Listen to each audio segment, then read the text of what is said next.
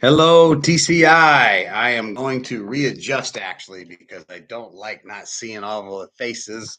And if I can't see my face or the faces on here, then you guys can't see my face. So we're coming to you from our new headquarters up on the hill here, which is exciting. We haven't got, it's going to be a while till we get the studio all set up. I'm guessing construction is going to take my crew that we are contracting in probably a 60 days to 90 days from the start. So I'm going to kind of go through it, the message from the living room area. If you bear with me, you can see the beautiful views behind me. And I will be holding it so that the computer. So if it's shaky, I just ask that everyone forgives me for that. I'll see if I can make it a little less not shaky, but we'll do our best. All right, so let's talk about a topic that is near and dear to every single person that I know, which is how do we overcome fear, right? Fear is something that is always around us. Fear is something that's always um, fluid. It's never too far away. Now, I had a situation that occurred with um, a friend, an employee, and a friend of our firm, and this this person struggles with having surgeries, and specifically dental surgeries.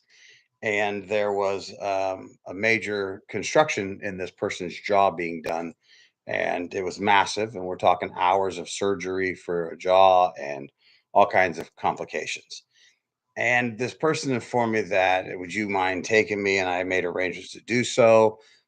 But they informed me why they needed help because this person has such drastic triggers from, and I'm not going to explain all the details why, but because of a past, this person struggles drastically. Usually, they will walk out of the dentist office 3 to 5 times, and they get very agitated to a point where they can't even listen to anybody. This person's had their family, children, all kinds of people help, and it just doesn't seem to ever work too well. And I watched a simple 8-minute video with this person of a person who's a friend of mine, and I actually said to my friend, people pay me a bloody fortune to change their lives instantly. I'm your friend and I can do it for free. And of course, it was more like, sure, okay, whatever. So let's talk about how you can overcome fear. And I know what you're thinking. Wait a second. Hold on, man. Ain't this JB, right? Rev, Bishop, our Archbishop, Bishop Brown is so scared of spiders that he literally will jump up in the arms of a little child and scream, "Save me!" if it's a little tiny itsy bitsy thing the size of the head of a pin. And you're right. Until recently. Oh, I'm still scared. Absolutely. But when I get scared, it's a momentary fear now. It doesn't stay there forever. So when we talk about fear, you have moments, once you learn to overcome, you can have moments of fear, but you don't have days or weeks of fear. Now, that's important when you think about that for a second, okay? Because when you talk about fear, I have people that they say, well, I'm going on a trip. And in this situation, this person's going on a surgery. And for the weeks and the couple months leading up to it, it's been a movie in this person's head that has been played over and over. They realize that this is going to happen. And just like last time, and they play the movie over and over, and I'm going to be angry and I'm going to scream and I'm going to want to walk away and run out of there and leave and blah, blah, blah. And they start telling themselves what's going to happen. And we create a video of it up here in our head. And that video doesn't change. It just keeps playing over and over and over and over and over and over. And then what happens? It usually comes true because we're literally making it come true. We're telling ourselves this is what should happen. This is what does happen. It always happens. I'm 49 years old. If you get me in the freeway and you cut me off on the freeway, guess what? That's on you. Nah, not anymore. Stop telling yourself these things. Have a moment of fear run into you when I see the spider. Have a moment where it goes, "Ah," and you scream like a little girl. Have a moment. but not days, not weeks. I had a person that worked with me in my company, and when we would get in a fight, it would literally be a week before anything got back to normal. A week before employees could even speak to this person. You couldn't come over to the house. The doors were locked. The lights were down. And it's just like, why? Every time is there when there's a confrontation because we shut down. People just, it's easier for them to shut down. Successful people can't do that. That's very unsuccessful people do. And then we tell everybody about it by, well, I don't tell anyone. You do. When you don't see anybody for the week, you're telling everybody that you got problems and that you can't deal with it and you're too emotional and you're hoping there'll be more compassion. And some people do it to manipulate to get more things from people, while others just honestly even they don't even understand what they're doing. And what they don't realize is they're trained. You have been trained to be fearful from your childhood. Don't touch that. You're going to get electrocuted. Don't go outside at night. There's animals out there that will eat you. Don't go outside at night. You live in the city. There's dangerous people out there. We teach people from the day they're born to fear things. Matter of fact, fear is the most number one technique into helping people control someone.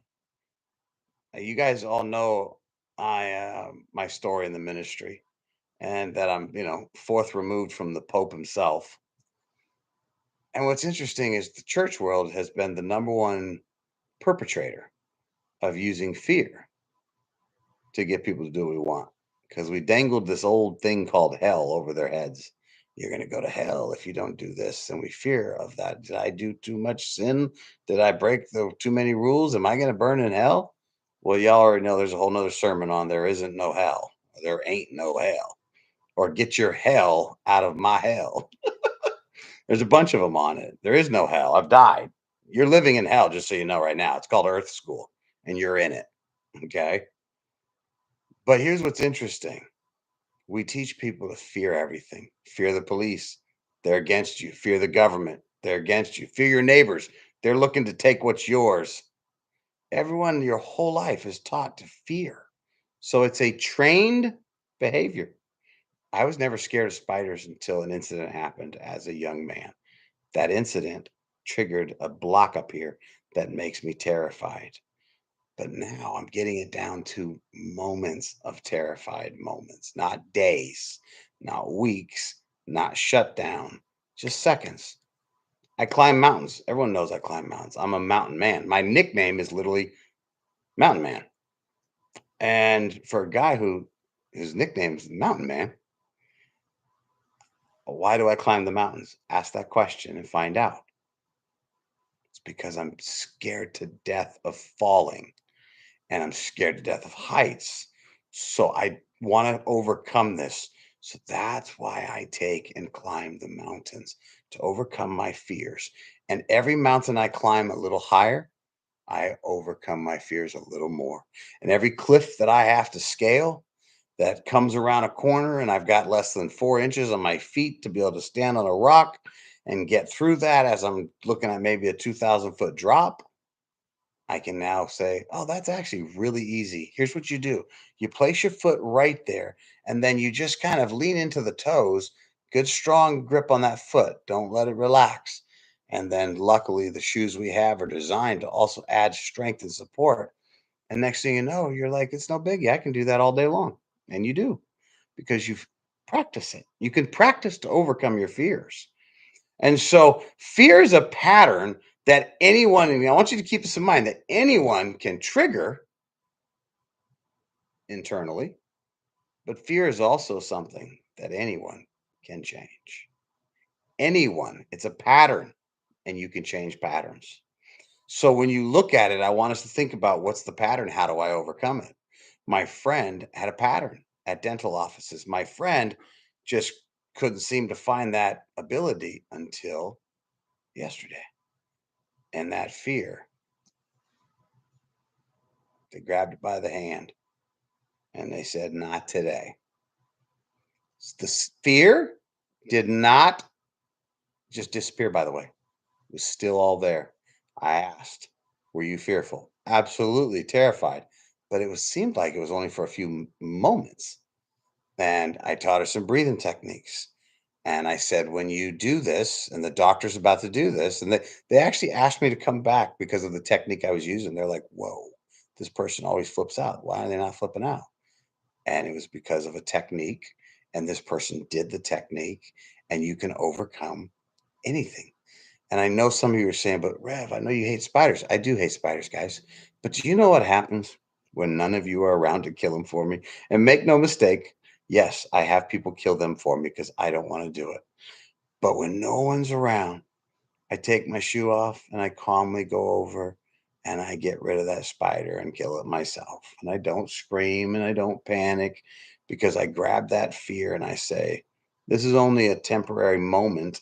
It is a pattern of fear from an instant that happened as a child and as a teenager, I should say, and that it stuck with me.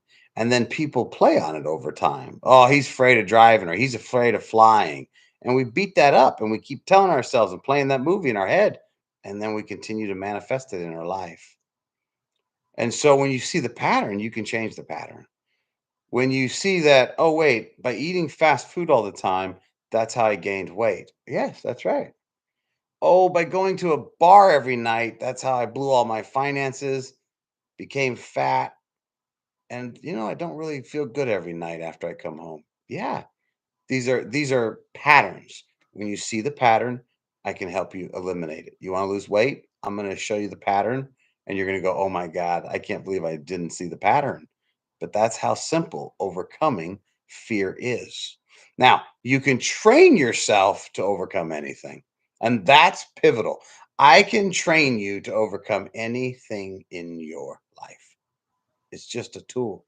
Once you have the tool, like this friend of mine, this person can overcome anything.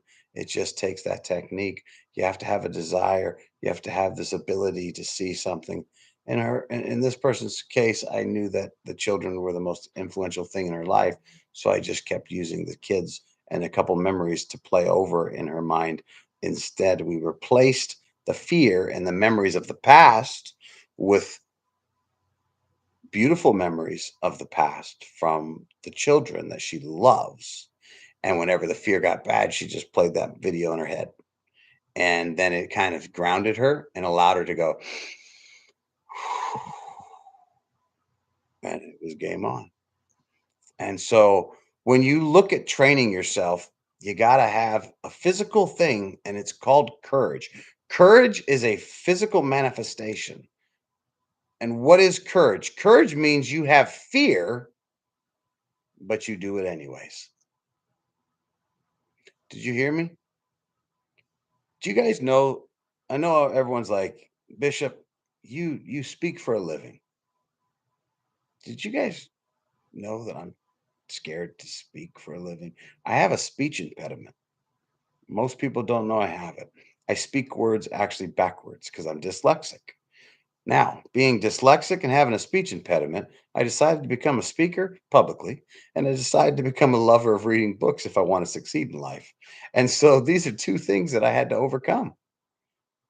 And so you train yourself to overcome it, but courage is manifested by you saying, I'm going to push through this fear no matter what. I know that this spider is real. I know that it's terrifying, but I don't care. And I'm sweating and I'm panicking. And I just walk through the area where I know the cobwebs are. And I know there's a spider right there.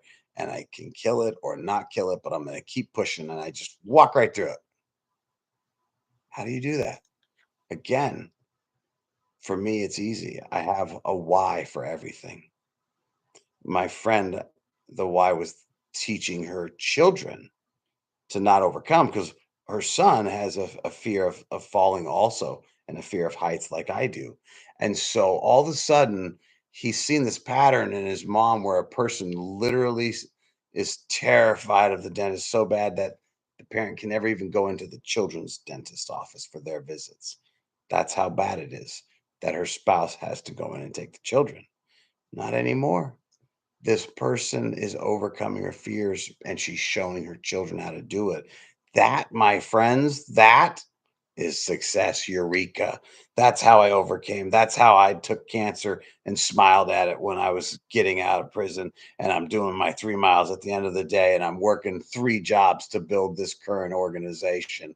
And I'm doing all of that by myself with no wife, no family, no friends, no loved ones, nobody out there but a couple friends telling me, keep it up, JB. Someday you'll get your dream. Someday you'll make it.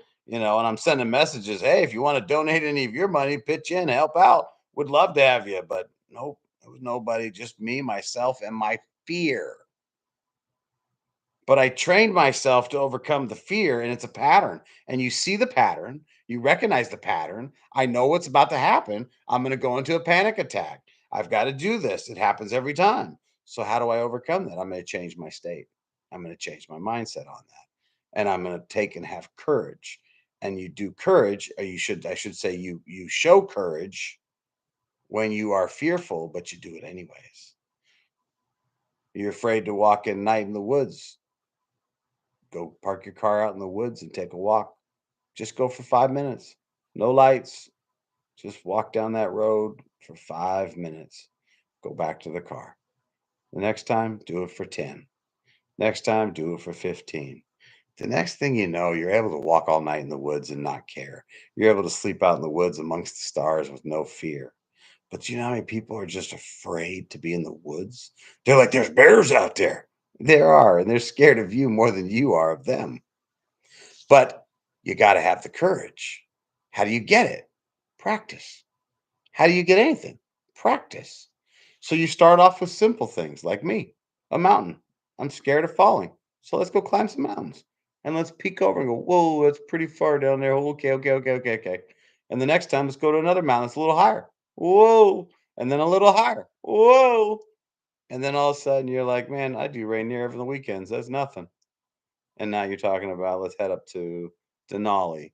Let's go up there at 22,000 feet, right? 21,000. And then let's go to Aconcagua in South America at 22,000. And then let's get over to Everest at 27, 28,000 steps, baby steps. How do you eat an elephant? One bite at a time. You can't eat an elephant physically, but you actually can. Just keep taking one bite at a time. Now, here's one of the things that I made a note on.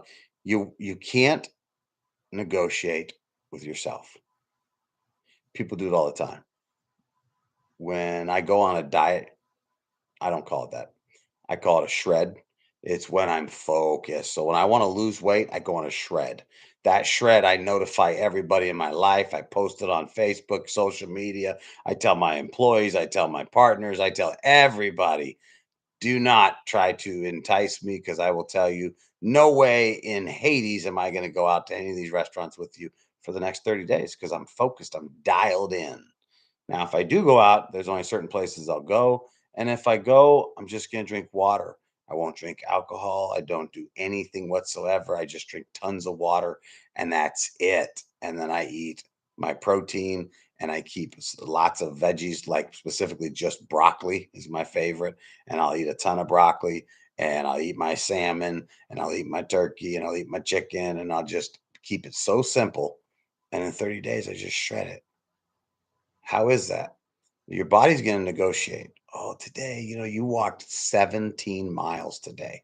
You can afford to throw a few calories. And people do this all the time. They negotiate with their body. Hey, I walked extra, I can eat extra. Absolutely, that's all true.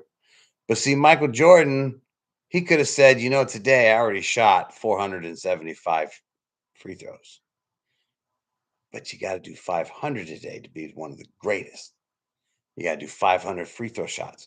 Then you got to go do 500 3-point shots. Then you got to go do 500 layups. Then you start to add this up. Well, look, man, you only got so much time in the day. So he had days where he would say, I already did 475. I don't need to do the last 25. I can cut those off and I'm doing okay. That's exactly what would happen. He wouldn't have been great. He'd just been okay. And that's what it takes. You can't negotiate with yourself. So stop negotiating with you. There is no such thing as a negotiation. If you're there to lose weight, there is no negotiation. It's over. No matter if you walk 17 miles today, you're going to say, you know what? That's cool. I lost some extra weight. And here's the thing people usually ask, and this is the key to this whole thing. And I want you to hear this. Every day you guys drive a car, or you're in a car, you're in a bus, and you guys are driving, and there's a road, right? And that road has a yellow dotted line down the middle, or some places it's a white, but let's just use the yellow dotted line. You're driving a car, you're driving 80 miles or no, that's me driving. You're driving the car and you're driving down this road at 60 miles an hour. And there's a yellow line in the middle, and it's keeping the other ongoing traffic from crossing into your lane at 60 miles an hour. You're both doing 60 miles an hour. How do you know that car is not going to swerve over and hit you? Answer that to me. You get on the freeway and you get in these cars every day, and you don't even know if that car is going to protect you, but you think the yellow line is going to stop it. And you have what? You have faith. You actually have faith more than you. And people say, I don't have faith. Yes, you do. If you get in a vehicle, or if you get on a bus, or if someone drives you, you have so much faith because you actually have the faith that millions of people on earth are going to stay on their side of the road. When you and me both know the numbers say every day, there's a ton of people who die because they crossed the line. So you actually have faith.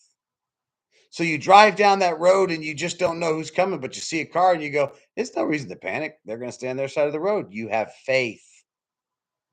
So you can't negotiate with yourself. You have to take courage, which means dig in and grab that courage that says, I'll do it, even though I don't want to do it because I'm fearful. And that's why I'm going to do it. And the more you do that, the more you can change your life and overcome any fear. And then just repeat that over and over. And then there's no more fear. And you can overcome anything you choose to overcome. I love you guys. You know the drill. Live positive. Coexist out there in the world. As we coexist, let's do so. And remember, I have fear, but my fear only lasts for moments, not days or weeks. That's one of the secrets to living a successful life. God bless, guys. We'll see you next week.